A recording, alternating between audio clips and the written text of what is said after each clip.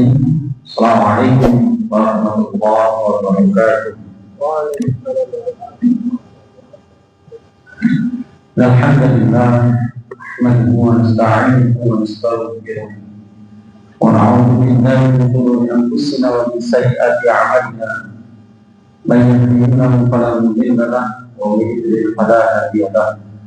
Asyhadu an la ilaha illallah wahdahu la syarika lahu wa asyhadu anna Muhammadan 'abduhu wa rasuluh.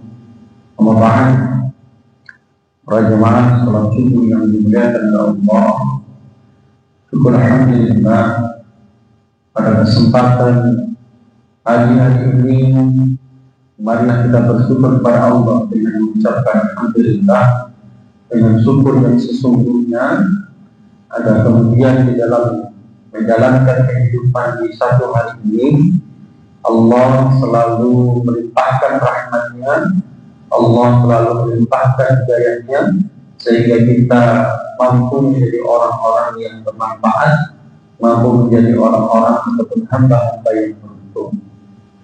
Salawat serta salam tetap tercurahkan kepada baginda Nabi Muhammad SAW sebagai suri tauladan kehidupan kita, yang mana kita mampu menjadi pribadi yang terus lebih baik, sehingga apapun yang kemudian dicontohkan Rasulullah, mari kita semuanya jadikan teladan dan kita jadikan kebiasaan-kebiasaan dalam kehidupan kita.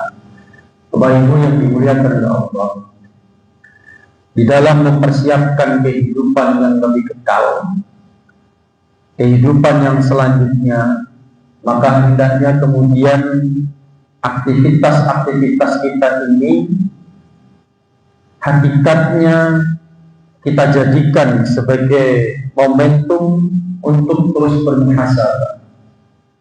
Maka kita yang kemudian mengharapkan kebaikan-kebaikan di dalam hidup kita saat ini, Allah memberikan kesempatan kita hidup hari ini, maka kita bermuhasabah dari apa yang sudah kita lakukan sebelumnya.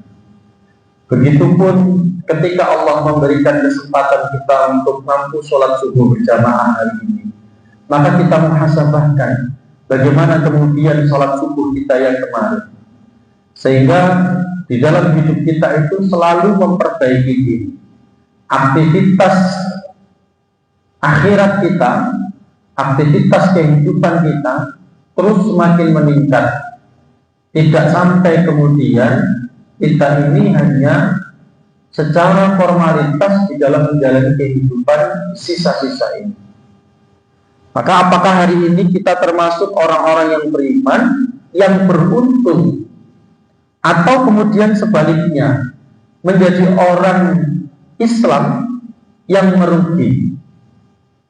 Maka sebenarnya kalau berbicara tentang orang yang beruntung itu banyak cirinya. Tapi di sini kita akan lihat di dalam surat Al-Mu'minun itu ayat 1 sampai 11 yang akan kita bahas pada kultum subuh ini, yang menjadikan sebuah ciri hamba itu termasuk golongan orang-orang yang beruntung. Nah, apakah kemudian diantaranya itu sudah kita dapatkan? Allah Subhanahu wa Ta'ala menjelaskan yang pertama, qad aflahal mu'minun, sungguh beruntunglah orang-orang yang beriman. Siapakah orang yang beriman itu? Kalau orang beriman ini kan banyak jadinya. Dia yang kemudian ketika ada panggilan azan, ya, maka segeralah terketuk hatinya untuk memenuhi perintah yang kemudian Allah panggil itu. Ketika ada lantunan ayat suci Al-Quran, maka hatinya berbunga-bunga, hatinya bergetar. Ketika ada sesuatu yang kemudian harus dia lakukan, mampu untuk dilakukan, maka tidak mungkin orang yang beriman itu hanya diam.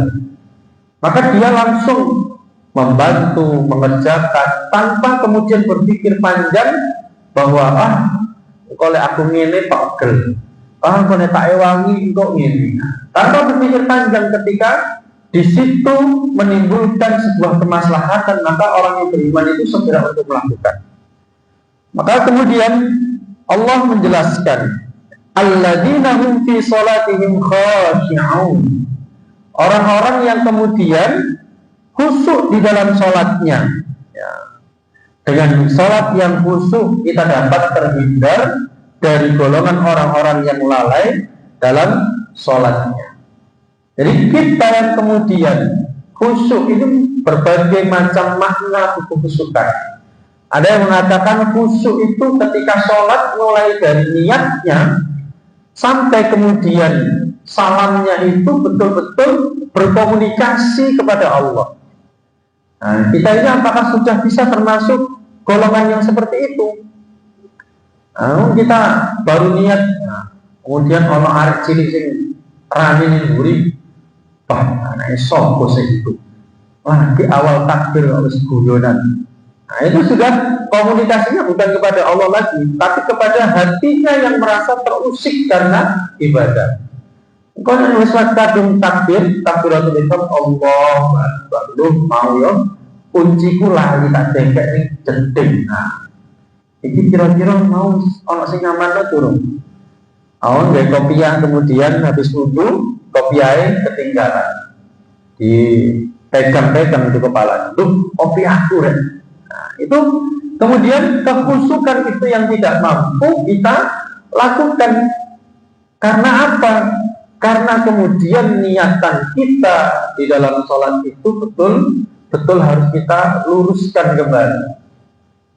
Nah, nanti kalau sudah imamnya panjang sedikit, imam itu tidak ngerti, jamaah buri gitu tambah dowo. Nah, itu iramanya sudah melandai, kayaknya sampai mari. Nah, sholat pun kemudian kita itu masih mampu untuk merasani. Nah, yang dirasani imam pisan.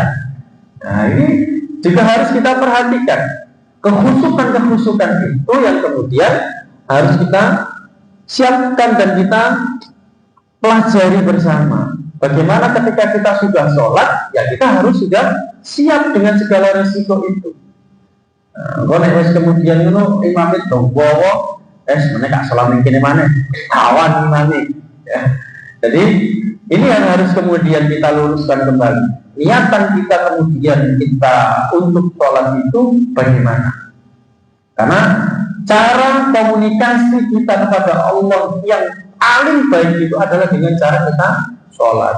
Setiap takbir kita, setiap bacaan kita, kan jelas di situ. Warattilil Qur'ana tartila. Ketika kamu membaca Al-Quran itu bacalah dengan tartil. Maka tartil itu perlahan, mampu kemudian dirasakan, mampu kemudian dihayati. Yang di situ ketika setiap bacaan-bacaan Al-Quran itu mampu menjadikan berdebarnya hati kita ketika kita berkomunikasi kepada Allah Subhanahu wa Ta'ala. Meskipun kita belum paham apa makna dari yang dibaca itu. Bapak Ibu yang dimuliakan oleh Allah. Tapi kemudian lalai ada makna yang tersendiri. Maka di dalam surat Al-Ma'un ayat 4-6 yang kita baca, yang kita hafalkan, yang mungkin kita selalu pakai ketika waktu sholat, ya, jadi enggak terikul saja. Mungkin Al-Ma'un ini juga kemudian perlu kemudian kita itu tadabburi. Fawailul lil musallin, maka celakalah orang yang sholat. Nah, kita ini sudah sholat, sudah celaka. Apa mana kemudian orang yang tidak sholat?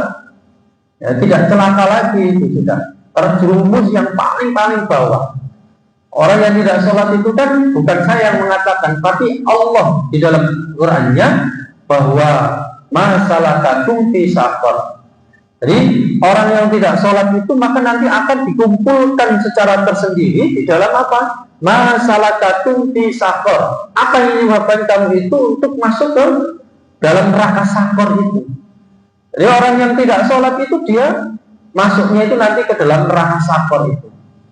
Nah, orang yang ketika ditanya sama Allah, masalakatum fi saqar, apa yang menyebabkan kamu itu masuk ke dalam neraka sakor, katanya.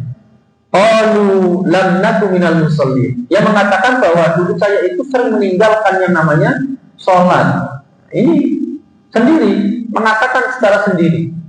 Maka kita kemudian di sini dikatakan fawailul musallin, maka celakalah orang-orang yang melaksanakan sholat itu. Harus melakukan sholat, ya sudah dikatakan sebagai orang yang celaka.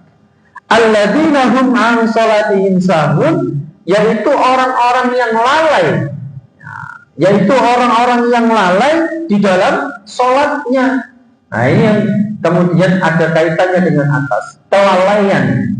Alladzina hum yura'un, orang-orang yang kemudian di dalam sholatnya itu hanya riak saja. Dia ingin mendapatkan validitas dari seseorang, dia hanya kepingin mendapatkan pengakuan dari seseorang. Pak Bambang sholatnya khusyuk, langgine apik. Nah, kalau niatnya kemudian dari rumah itu tak gawe wangi, dan dia ngomongnya wangi, tak gawe baju yang bagus, biar kemudian dianggap sebagai orang yang soleh. Nah, maka di situ dikatakan alladzina hum yura'un, dia melaksanakan sesuatu itu, ibadah itu karena kepengen dikagumi sama seseorang. Maka kita harus niatkan ketika mulai dari rumah, niat kita untuk sholat, ya kita mendapatkan ridho dari Allah Subhanahu wa Ta'ala. Tapi lalai yang dikatakan para musafir, para mufasir itu, dia mengatakan bahwa menjelaskan yang dimaksud sebagai orang-orang yang lalai di dalam sholatnya adalah mereka yang ketika sholat itu hanya sekedar menggugurkan yang namanya kewajiban sholat itu saja. Allahu Akbar, subuh, ya sudah melaksanakan sholat subuh. Allahu Akbar, ya sudah melaksanakan yang namanya sholat zuhur. Sampai kemudian selesai sholat isya, ya sudah, hanya sekedar menggugurkan kewajibannya saja. Ya, tidak kemudian dilandasi bagaimana kemudian mendapatkan ridho dari Allah Subhanahu wa Ta'ala, sehingga sholatnya tidak memberikan dampak positif dalam kehidupannya.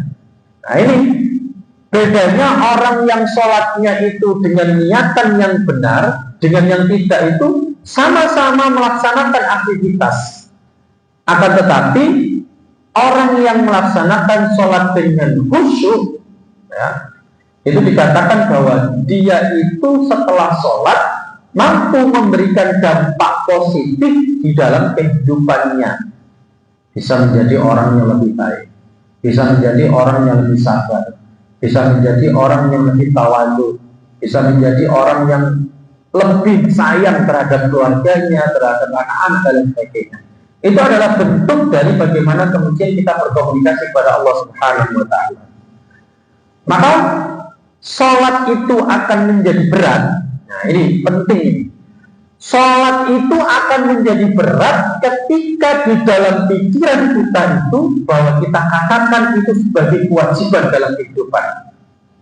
Nah, melaksanakan sebuah kewajiban. Akan tetapi sholat itu akan menjadi ringan, akan menjadi semangat di dalam kehidupan kita ketika kita menganggap sholat itu sebagai bagian dari kita mendapatkan syafaat dari Allah Subhanahu wa Ta'ala. Beda ya. Jadi kalau kita itu sholat karena kewajiban, maka hanya akan mendapatkan rasa capek, akan mendapatkan rasa oh ya wes lah sudah selesai. Karena kewajiban sudah selesai melaksanakan ya sudah. Tapi kemudian orang yang kepingin mendapatkan syafaat, orang yang kepingin mendapatkan ridho dari Allah, dia ketika waktunya sholat, Allahu Akbar, waktu subuh, ya Allah, mungkin ini adalah subuhku yang mungkin di situ terdapat impian-impian yang selama ini kemudian masih tertunda. Allahu Akbar, masuk zuhur. Nah ini mungkin di waktu zuhur ini sujud saya akan diterima oleh Allah Subhanahu wa Ta'ala.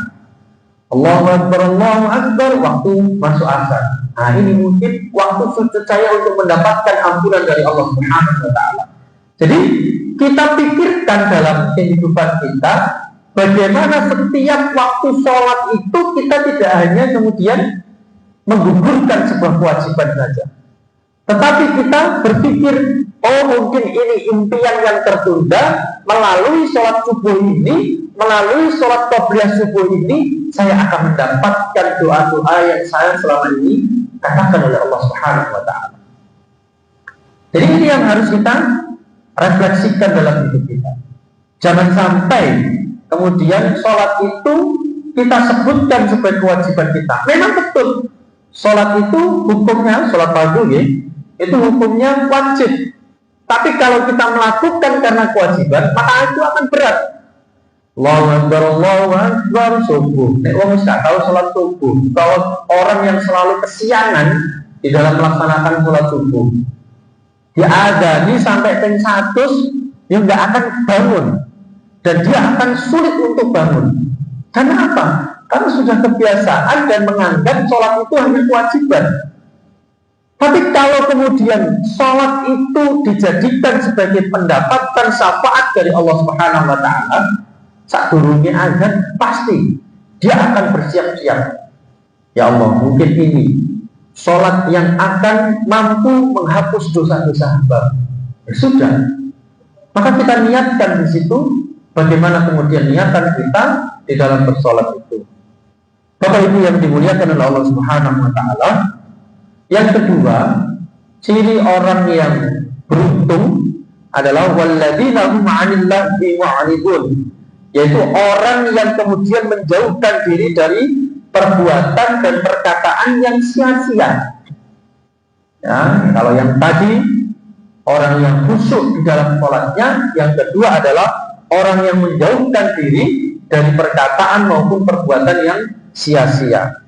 Maka dalam hadis Rasulullah dari Abu Hurairah disebutkan bahwa Rasulullah itu man kana yu'minu billahi wal yawmil akhir. Barang siapa yang kemudian dia itu beriman kepada Allah Subhanahu wa Ta'ala pada hari akhir, ya, falyakul khaira aw liyasmut. Hendaklah ia berkata yang baik atau diam. Maka ini yang kemudian harus kita perhatikan. Kalau dulu memang tidak ada HP, tapi kalau sekarang itu kan mudah. Kita itu di dalam menyebarkan informasi-informasi yang belum tentu informasi itu valid dan benar. Ya, kalau orang dulu masih bisa, karena setiap apa yang dikatakan itu melalui perkataannya. Tapi kalau sekarang tidak perlu kemudian bertemu, melalui HP pun kita bisa mengatakan sesuatu itu yang kemudian menjadikan adu domba, menjadikan fitnah, menjadikan dasar dalam kehidupan kita untuk kita lakukan, dipacok-pacok no. Karena kan banyak hadis-hadis yang kemudian di situ terkadang dianggap baik karena memang baik, ya, karena memang baik, sehingga kemudian dijadikan rujukan dalam kehidupan. Nah, maka kita harus cek betul itu kebenarannya. Apakah hadis itu betul atau tidak? Apakah hadis itu dhaif atau muttafaqun alaih dan sebagainya? Nah, maka ini harus kita perhatikan. Maka Bapak Ibu, adik-adik, ketika kita nge-share informasi, harus kita cek kebenarannya. Apakah betul yang kita bagikan, yang kita share informasi itu sudah benar informasinya. Jangan sampai kemudian apa yang kita sampaikan itu menimbulkan kemudaratan dalam kehidupan kita. Jadi harus hati-hati, perkataan maupun perbuatan. Maka kita sebagai orang tua pun harus menjadi suri tauladan untuk generasi-generasi kita. Ya, kalau kemudian kita tidak mampu itu, maka lebih baik kita diam saja.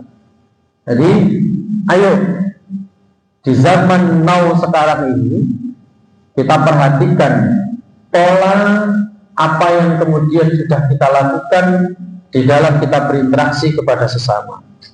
Yang ketiga, walladzina hum lizzakati fa'ilun. Orang yang kemudian menunaikan zakat. Dalam hal ini tidak hanya zakat yang wajib saja, tetapi zakat-zakat yang lainnya, infak-infak yang lainnya. Maka dalam hadis Nabi disebutkan bahwa orang yang akan mendapatkan naungan dari Allah, ya, dia mendapatkan naungan dari panasnya pada hari kiamat, itu adalah orang-orang yang mampu menjaga zakatnya. Di mana manusia dibangkitkan dan dikumpulkan di bawah terik panas matahari yang sangat menyengat. Maka zakat atau infak ini atau sedekah merupakan bukti kebenaran iman. Ini kalau orang yang beriman itu dia di dalam zakatnya, di dalam sedekahnya, di dalam infaknya pasti itu akan tertata dengan baik. Karena harta yang dicintai itu adalah oleh jiwanya. Jadi kalau orang itu sudah gegem, ya bahasa Inggrisnya itu gegem, tidak mau kemudian mengeluarkan harta yang sesungguhnya itu milik saudaranya, ya, maka Allah tidak akan pernah memberikan apa yang kemudian dicintai. Dan kita tidak akan mengorbankan sesuatu yang kemudian itu menjadi kecintaan kita, kecuali karena mengharapkan sesuatu yang lebih dicintai oleh Allah Subhanahu wa Ta'ala. Ini yang sering saya sampaikan. Disebutkan dalam surat Al-Imran ayat 92 itu, a'udzubillahi minasyaitonir rajim, lan tanalul birra hatta tunfiqu mimma tuhibbun wa ma tunfiqu min syai'in fa innallaha bihi alim. Jadi orang yang kemudian dia itu menginginkan apa yang dicintai, maka dia harus mampu menginfakkan apa yang kemudian dicintainya. Jadi dengan kepingin apa yang paling dicintai, maka harta yang kemudian dengan cintai itu harus kemudian dengan infakkan, sedekahkan maupun zakatkan dengan sebaik-baiknya kategorinya.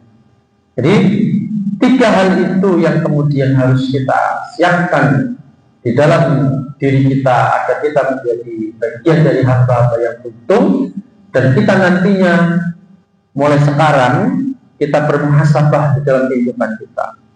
Apa yang sesungguhnya sudah kita lakukan dalam ibadah kepada Allah, sholat kita, berinteraksi dengan sesama, zakat kita, infak kita, sedekah kita. Mari kita muhasabahkan, apakah semua itu sudah kita lakukan karena Allah Subhanahu wa Ta'ala, atau kemudian sebaliknya kita hanya kepingin mendapatkan pembenaran, hanya ingin mendapatkan validitas dari seseorang, sehingga kita menjadi pribadi-pribadi yang kurang baik karena apa yang kemudian kita lakukan ini tidak mendapatkan ridho dari Allah Subhanahu wa Ta'ala. Itu saja yang dapat saya sampaikan, kurang 3 ya dari apa yang kemudian harusnya hari ini saya sampaikan. Jadi 6 ciri-ciri orang yang beruntung. Insyaallah jika Allah memberikan kesempatan akan kita lanjutkan di minggu yang akan datang. Itu saja yang dapat saya sampaikan. Mohon maaf bila bisa dilihat. Wassalamualaikum warahmatullahi wabarakatuh.